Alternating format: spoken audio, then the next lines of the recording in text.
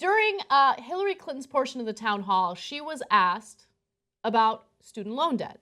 And as always, Hillary gets to talk about how her plan is better than Bernie's.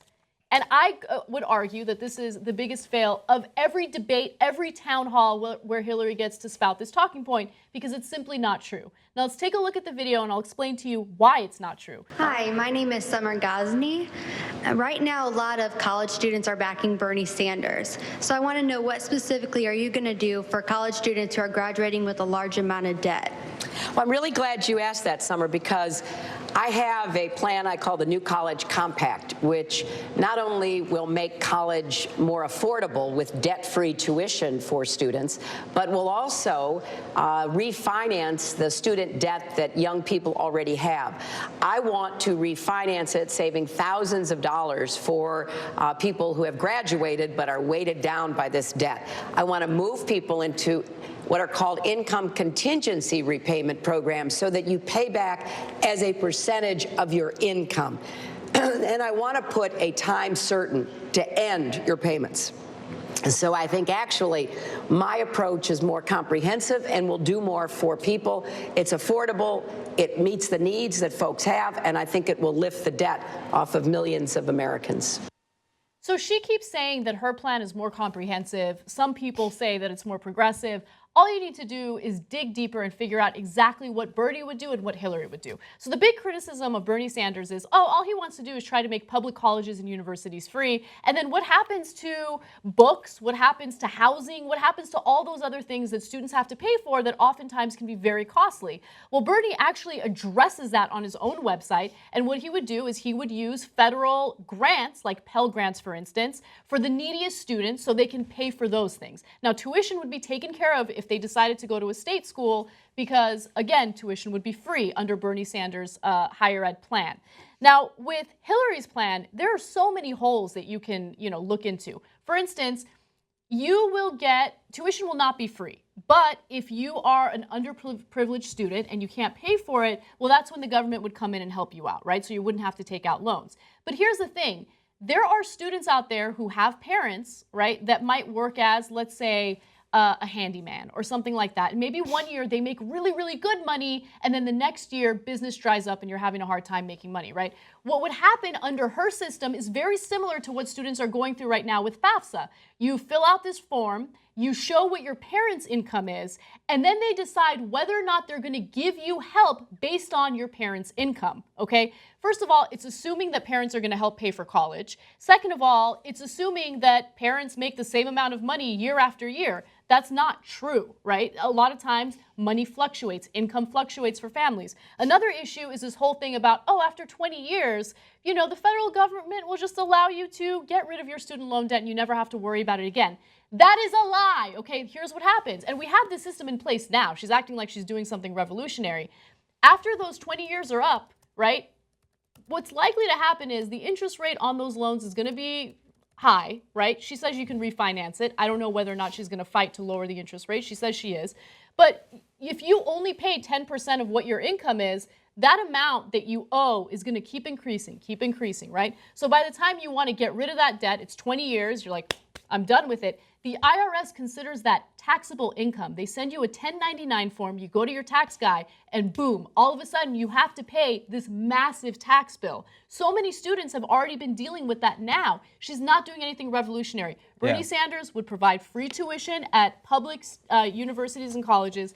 He would make sure that if you don't have money to pay for housing and books and things like that, you can apply for federal grants. Okay, his program is much more progressive than hers is. And the reason why this is the biggest fail of the debate is because she keeps saying this over and over again, and the moderators are too freaking ignorant to look into their policy ideas and hold her accountable. Yes. Anna, I was gonna take it further. Okay. You sound like Hillary. Yeah, but whoa! You actually want me to take it? No. Yeah. But the thing is, there were no follow-up questions. None. When she said anything. Yep. Comprehensive. Like if Chuck Todd had been doing Hillary Clinton, so how are you going to take it further? Yeah. Can you tell me what makes it more comprehensive? Yeah. There was just there were no follow-ups. But at the same time, I don't think he did her any favors. I think people watching it know she was full of shit on most of her answers.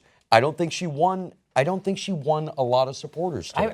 She might have cemented the ones who already wanted to vote for her. I also think, look, I think that in some ways her plan would be an improvement of what we have right now. I don't like it as much as Bernie's, although I've been doing more reading and I found a couple of cases that could be made that, not that his plan is worse, but that he would have a big fight on his hands to put his plan into play, not through Congress, but state by state, getting the states to contribute the money that they have to. And that's a fair criticism. That is absolutely a fair criticism. Thank you, I try to be. Yeah. But also, while we always criticize the fact that he says, so I'm going to do this, it's going to cost something like $60 to $70 billion a year, and so there's all these questions about how you're going to pay for it and not for paying for war and things like that. So her plan doesn't cost as much, but it still costs a significant amount of money.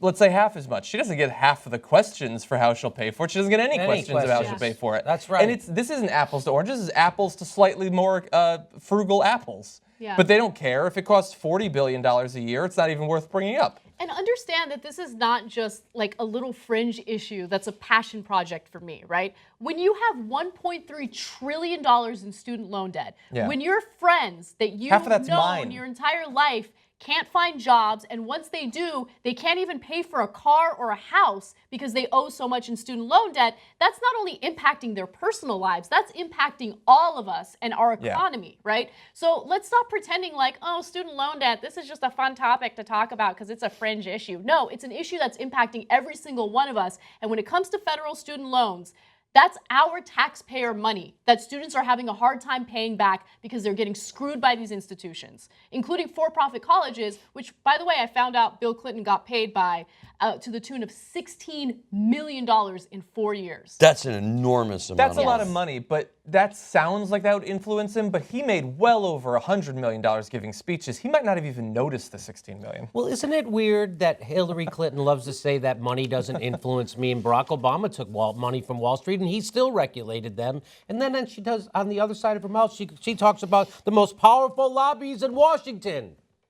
So which is it? Are the lobbyists powerful in Washington, or can you withstand them without even trying? So it's, again, she's doing the speaking out of both sides of her mouth, which is exactly the criticism of her from the first time she ran for president. They would say, if you remember, which I remember, that they would stand on stage and say to her, now, Secretary Clinton, they would call her Senator Clinton, just said two things in a span of 3 minutes. I don't know which one she means. And everyone would laugh, and then she would do it again. It was just like the Marco Rubio thing with Chris Christie. Look, he can't help himself. And she would do it again. And people forget this. It's amazing what short memories people have. All you have to do is go on YouTube and look up the Democratic debates from 2007 and 2008. And that's all they were talking about, was that Hillary's not trustworthy. She says anything to get elected. In fact, Barack Obama's commercial said so. One of his commercials, he ran and says Hillary will say anything to get elected and change nothing. You know who looks up those videos? Millennials, who are undervalued and underestimated in elections, okay? They're people that grew up in the digital world. They know what's going on. They're watching those YouTube videos that you're talking about right now. They're watching this show right now.